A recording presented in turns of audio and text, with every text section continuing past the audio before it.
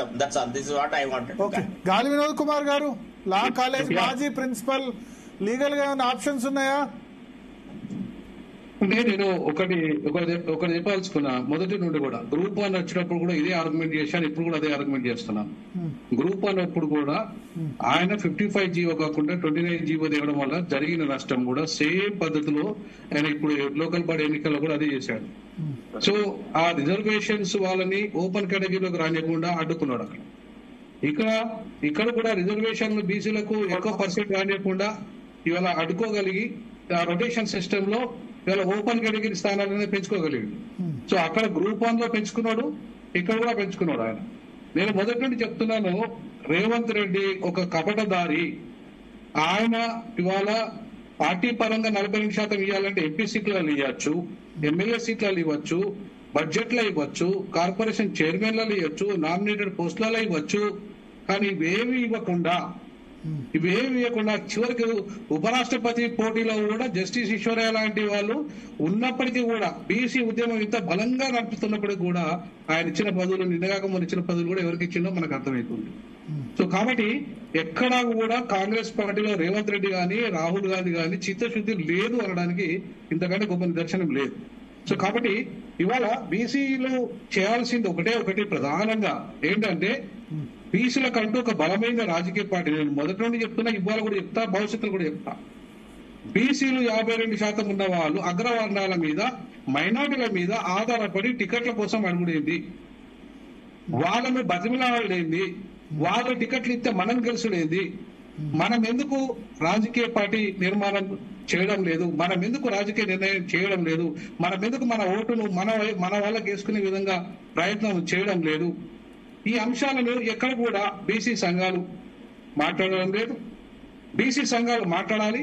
నేను మొదటి నుండి చెప్తున్నాను, పక్కకున్న తమిళనాడులో ఇవాళ లోకల్ బాడీ రిజర్వేషన్ లేవండి, కానీ 84% ఇవాళ బీసీలు అనుభవిస్తున్నారు అక్కడ. 84%. తమిళనాడులో ఇప్పుడు ఎస్సీ ఎస్టీ కాకుండా బీసీలే కదా మొత్తం ఉన్నది. తమిళనాడులో అప్పర్ కాదండి, తమిళనాడులో పొలిటికల్ పార్టీ ఉంది, బీసీలకంటూ ఒక బలమైన పార్టీ ఉంది. కాబట్టి తమిళనాడులో ఎవరొచ్చినా సరే అగ్రవర్ణాలకు వాళ్ళు ఇచ్చే సీట్ల మీదనే పోటీ చేయాలి తప్ప అక్కడ బీసీలు ఇప్పుడు బీసీ లిస్ట్ లేని కులాలు కూడా తక్కువ. ఒక బ్రాహ్మణు, మార్వాడి తప్ప అన్ని కులాలు బీసీలోనే ఉన్నాయి కదా తమిళ కులాలు. బీసీలు ఇక్కడ కూడా తప్పేం లేదండి, ఇక్కడ కూడా తప్పేం లేరు. ఇక్కడ కూడా మైనారిటీ బీసీలు కలుపుకుంటే 56% ఉన్నారు. కాబట్టి 56% ఉన్న వాళ్ళు 4% వాళ్ళ దగ్గర, 6% వాళ్ళ దగ్గర, 2% వాళ్ళ దగ్గర అయ్యా మేము మీరు ఇత్తడి గెలుతాము, మీరు టికెట్లు ఇత్తలే గెలుతాము, మీరు సర్పంచులు చేస్తే సర్పంచులు అవుతాము, మీరు ఎమ్మెల్యేలు చేస్తే ఎమ్మెల్యేలు అవుతామని చెప్పేసి వీళ్ళ చుట్టూ తిరిగే బదులు, వీళ్ళని అడుక్కునే బదులు బీసీలకు ఒక బలమైన రాజకీయ శక్తిని ఇవాళ నిర్మాణం చేయడంలో బీసీ నాయకత్వం వైఫల్యం చెందడానికే ప్రధాన కారణం ఇది. ఈ కారణం వల్లనే ఇవాళ వాళ్ళు ఇలా ఆధిపత్యం చేస్తున్నారు. ఇక రెండో విషయానికి వస్తే, ఇవాళ ఖచ్చితంగా వాళ్ళ నాటకంలో పావులుగా మారుతున్న బీసీలు ఎవరైతే కొంతమంది ఉన్నారో వాళ్ళ నాటకంలో ఇలా ఒకసారి పోయి బీసీ రేవంత్ రెడ్డి గొప్పడని పాలాభిషేకం చేయడం, మరొకసారి వచ్చి రేవంత్ రెడ్డి మీద తిరుగుబాటు చేస్తే మన ప్రజలు ఎట్లా నమ్మాలండి మనల్ని? మొదటి నుండి బీసీ వ్యతిరేకి ఎంపీ సీట్లలో ఇవ్వలేదు, ఎమ్మెల్యే సీట్లలో ఇవ్వలేదు. ఆగండి మిమ్మల్ని అనట్లేదు బ్రదర్, ఏనండి బ్రదర్, ఎంపీల విషయంలో, ఎమ్మెల్యే విషయంలో, ఆయన కార్పొరేషన్ విషయంలో, బడ్జెట్ విషయంలో, అన్ని విషయాలలో అన్యాయం చేసినప్పుడు, ఈవెన్ గ్రూప్ 1 విషయంలో, గ్రూప్ 2 విషయంలో, అన్ని విషయాలలో తీరని అన్యాయం బీసీలకు చేసినప్పుడు, చేస్తున్నాడు అనే విషయం తెలిసినా కూడా మనము బలంగా ఆయనను ఓడించడము, లేకపోతే ఆయనను ఇవాళ ఎదుర్కోవడమో చేయకుండా ఒకప్పుడు పాలాభిషేకం చేయడం, లేకపోతే ఆయన పోయి అభినందించడం, షాలో వేయడం, మళ్ళీ వచ్చి విమర్శించడం వల్ల మన ప్రజలను మనం నమ్ముతారా? మన ప్రజలను మనం ఒక ఆల్టర్నేటివ్ గా చూస్తారా? చూడనప్పుడు మనం ఏంటి పరిస్థితి? ఒకటి అన్న మీరు ఆగండి, మీరు మాట్లాడినప్పుడు నేను మాట్లాడలేదు. ప్రధానమంత్రి గారిని ఎస్సీ వర్గీకరణ కోసం మా దగ్గర మీటింగ్ పిలిపించారు. ప్రధానమంత్రి గారిని పాలాభిషేకం, పూలాభిషేకం చేసినామని అంటమా? అవును, వర్గీకరణ సమస్య కాబట్టి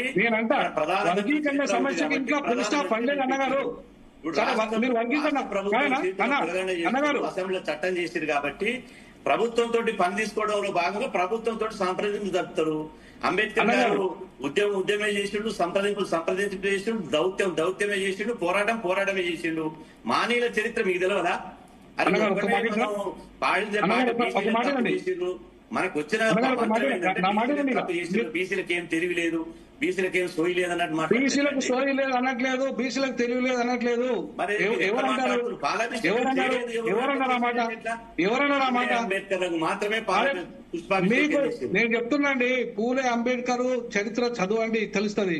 ఇవాళ కానిశీరాము, ఇవాళ మండల్ కమిషన్ అమలు కావడానికి కానిశీరాం కారణము, భారత రాజ్యాంగంలో బీసీలకు రిజర్వేషన్ కావడానికి కారణము అంబేద్కర్ కారణము. ఇవాళ బీసీల కోసము దళితులు చాలా సీరియస్ గా కొట్లాడిన చరిత్ర ఉంది, దళితుల కోసం బీసీలు సీరియస్ గా కొట్లాడిన చరిత్ర ఉంది దేశంలో.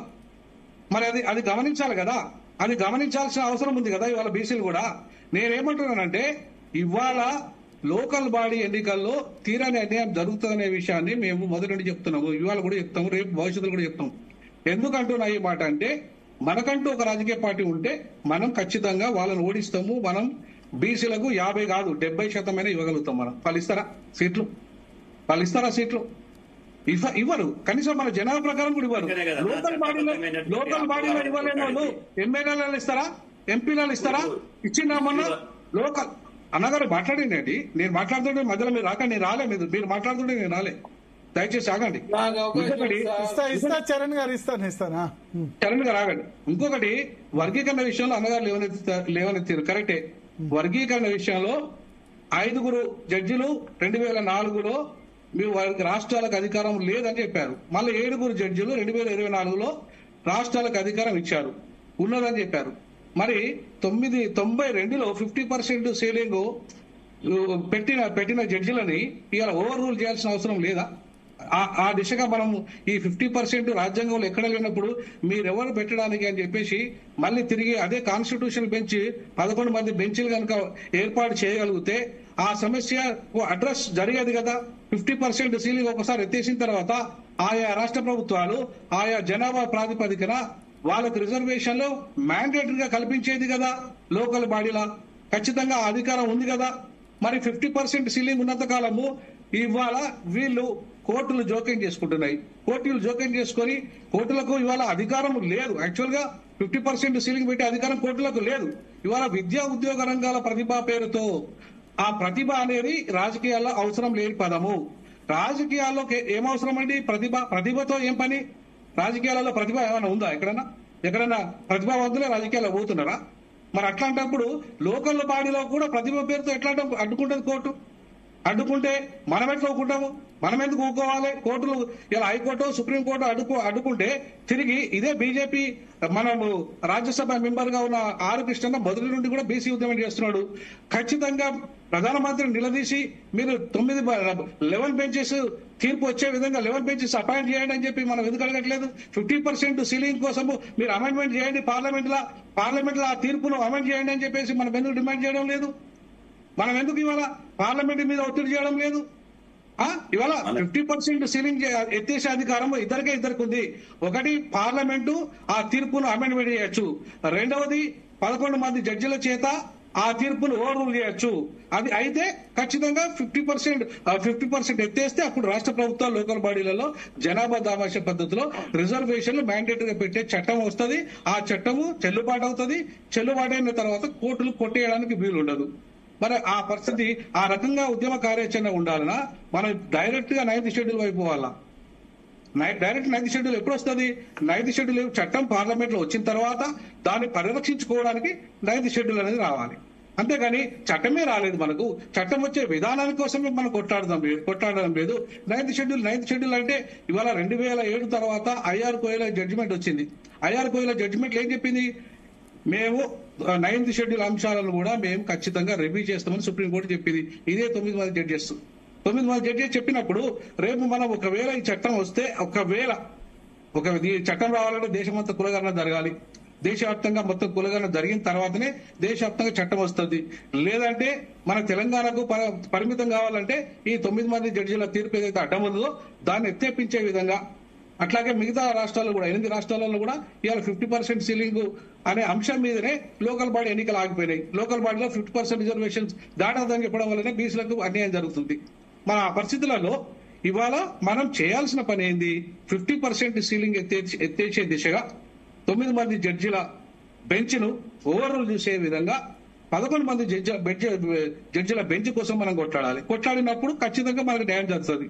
లేదా మొత్తం పార్లమెంట్ నే స్తంభింపజేసి దేశంలో మొత్తం పార్లమెంట్ నడవకుండా చేసి పార్లమెంట్ వచ్చే విధంగా చేయాలంటే అది ఇప్పట్లో అయ్యే కాదు. వాళ్ళు దేశ వ్యాప్తంగా కాన్స్టిట్యున్సీస్ కావాలంటారు. సో కాబట్టి ఏది కరెక్ట్, ఏది దేని వల్ల బీసీలకు తక్షణ న్యాయం జరుగుతుంది అనేది ఇంపార్టెంట్. తక్షణ న్యాయం జరిగే దిశగా మనం ఆలోచన చేయాలి. తక్షణ న్యాయం అంటే వెంటనే జరుగుతుంది, కనీసం ఒక 3 నెలలు పట్టచ్చు. అప్పటి వరకు 3 నెలలు ఆపండి. మీరు ఈ 11 మంది జడ్జిలను అపాయింట్ చేసింది గవర్నమెంట్ ఆఫ్ ఇండియా, లేదంటే కోర్టులు అపాయింట్ చేశాయి, మీరు ఒక 3 నెలలు ఎన్నికలు ఆపండి అని చెప్పేసి గట్టిగా మనం నిలదీయచ్చు. మరి ఆ ఉద్యమ కార్యాచరణ మనం చేయట్లేదా? మనం 9th షెడ్యూల్ అనే అంశాన్ని చేస్తున్నాం కదా.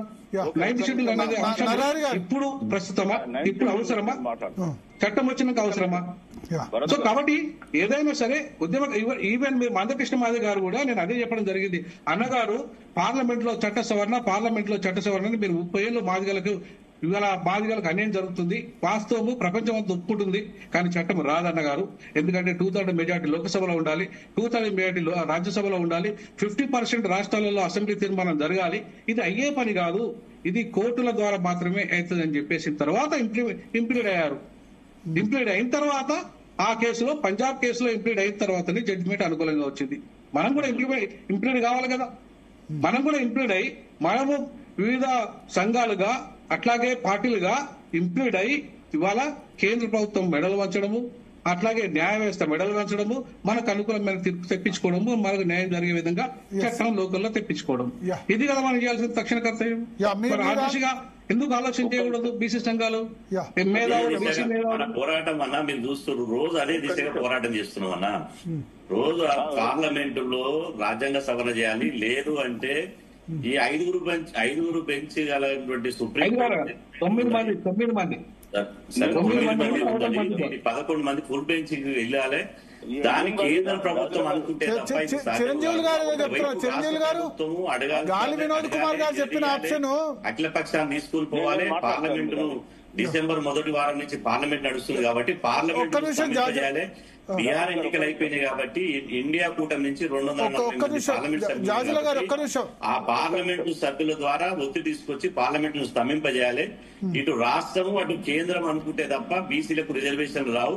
ఇప్పటికే మీరు చూస్తున్నారు మధ్యప్రదేశ్ లో. హలో జాదుల గారు, చెప్పండి చిరంజీవి గారు. ఒక్క నిమిషం. వినోద్ కుమార్ గారు ఏమన్నారంటే